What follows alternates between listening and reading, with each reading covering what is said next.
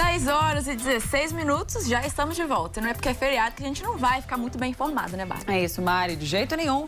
Bora conferir, então, os assuntos do momento nessa terça. Vamos conferir aqui no nosso telão. E ali no canto a gente confere Rio-Niterói. Rio-Niterói pelo seguinte, aconteceu um acidente na ponte Rio-Niterói que causou um caos no trânsito da região metropolitana do Rio de Janeiro. Uma embarcação se chocou contra a estrutura e causou o fechamento do trânsito nos dois sentidos.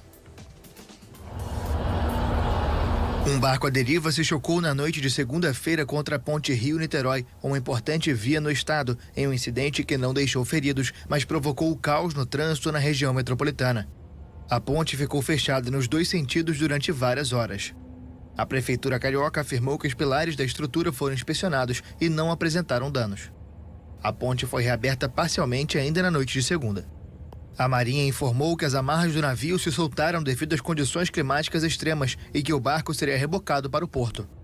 A embarcação, com 200 metros de comprimento e 30 de largura, de acordo com o jornal O Globo, pertence à empresa Navegação Mansur e estava ancorada na Baía de Guanabara desde 2016.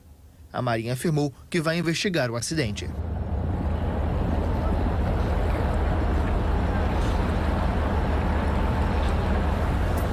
E é fundamental que realmente seja investigado, né, para evitar que isso aconteça de novo e que o efeito seja pior. Exatamente, a gente tem visto também muitos vídeos, né, nas redes sociais, né, vendo vídeos de pessoas que estavam na ponte na hora da colisão, vídeos de pessoas, né, mostrando o navio de fora. Por uma outra perspectiva, outras né, perspectivas, Mari? e realmente a gente vê que é um navio gigantesco, né?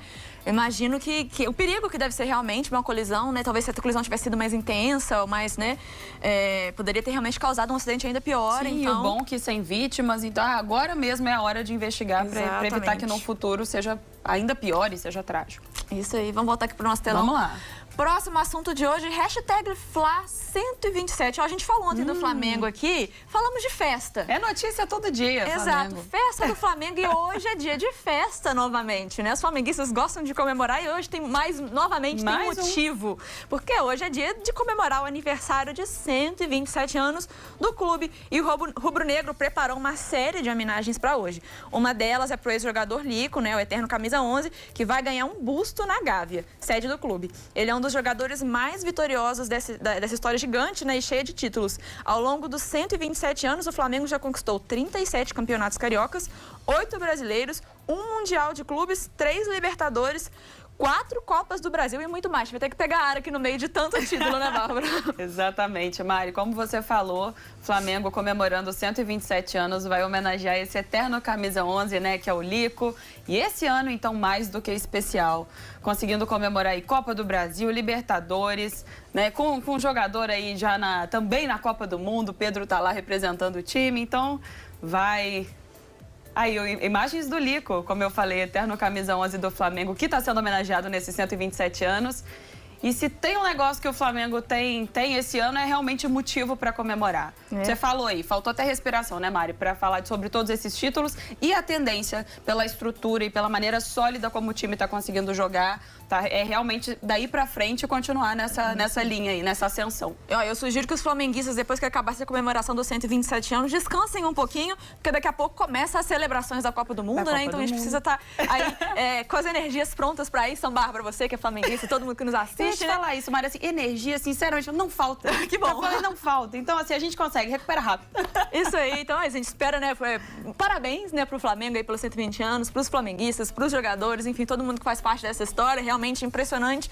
Não é à toa que o Flamengo tem esse tamanho que ele tem, né? Sim, não pra quem ama futebol, né, independente, sem clubismo, né, assim, pra quem ama futebol, é muito bom a gente ver um time realmente com uma história tão longa assim, e pra gente continuar curtindo isso por muitos e muitos anos, né? Isso aí. Vamos voltar aqui então para o nosso telão e a gente confere agora como palavra assuntos do momento Amazon. E a notícia não é tão boa assim. A gigante americana Amazon vai demitir 10 mil funcionários. A notícia foi divulgada pela imprensa dos Estados Unidos.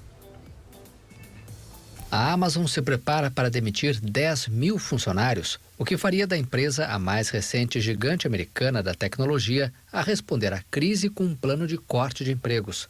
A notícia foi divulgada pelo jornal The New York Times.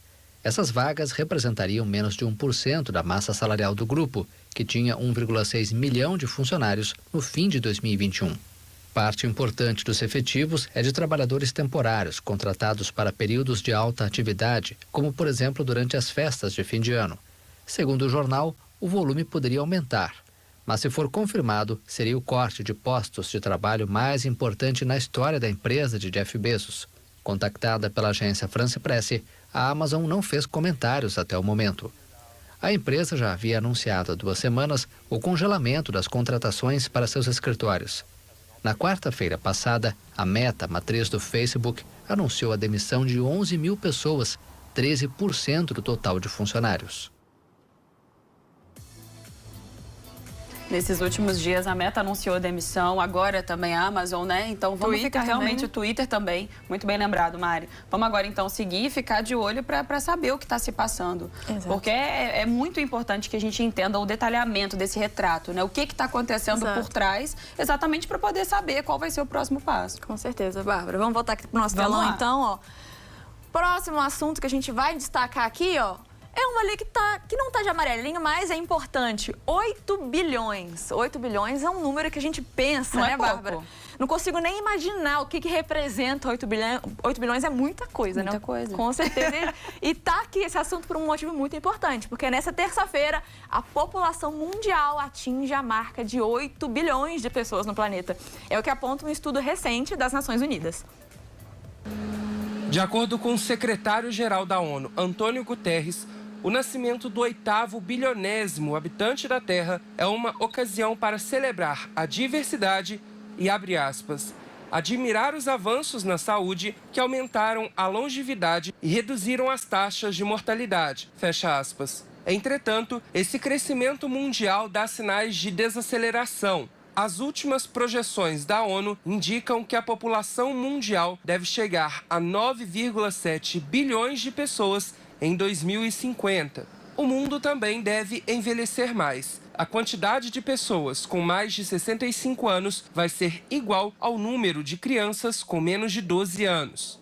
Até lá, a estimativa é de que 61 países diminuam 1% ou mais da população devido aos baixos níveis de natalidade e às altas taxas de emigração. Mais da metade do crescimento da população até 2050 vai se concentrar em 8 países, a maioria do continente africano: Congo, Egito, Etiópia, Nigéria, Tanzânia, além de Índia, Paquistão e Filipinas. Em 2023, de acordo com o estudo da ONU, a Índia vai superar a China como o país mais populoso do planeta. Segundo o Instituto Brasileiro de Geografia e Estatística, o IBGE, o Brasil vai atingir o pico populacional em 2047, com pouco mais de 233 milhões de pessoas.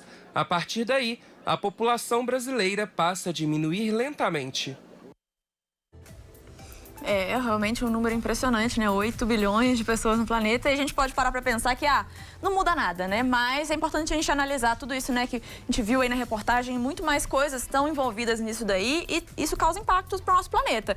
Então é importante, né? A gente estar atento a esse número e estar atento às repercussões que isso causa, né? E o que isso representa, se é uma desaceleração, uma aceleração no aumento da população, enfim. Porque isso causa impactos no nosso planeta, apesar de a gente ficar achando, é um número só, né? Não é só um número. Concordo com você, Mari. Reconhecer esse número muda tudo, na verdade. A gente tem que saber, né, o que deve ser feito, o que precisa ser ajustado aí, porque não é pouca coisa. É muita gente e realmente, se não tiver planejamento, fica difícil, né? O funcionamento do mundo de uma forma geral. A gente está falando de economia, de clima, né? De absolutamente tudo. Isso aí. Então vamos voltar para os nossos assuntos do momento. E ali embaixo a gente confere Proclamação da República. O Brasil comemora hoje, dia 15 de novembro, o feriado da Proclamação da República. Há exatos 133 anos, em 1889, Marechal Deodoro da Fonseca decidiu apoiar o crescente movimento contra Dom Pedro II e se juntou a uma articulação entre militares e civis que resultou na derrubada da monarquia e na instauração da República no Brasil. Liberdade, liberdade, abre as asas sobre nós. O acontecimento foi uma consequência de um longo enfraquecimento que a monarquia enfrentou no Brasil, pois já não correspondia às vontades da população. Além disso, os militares também estavam muito insatisfeitos e exigiam um aumento salarial e melhora no sistema de carreira.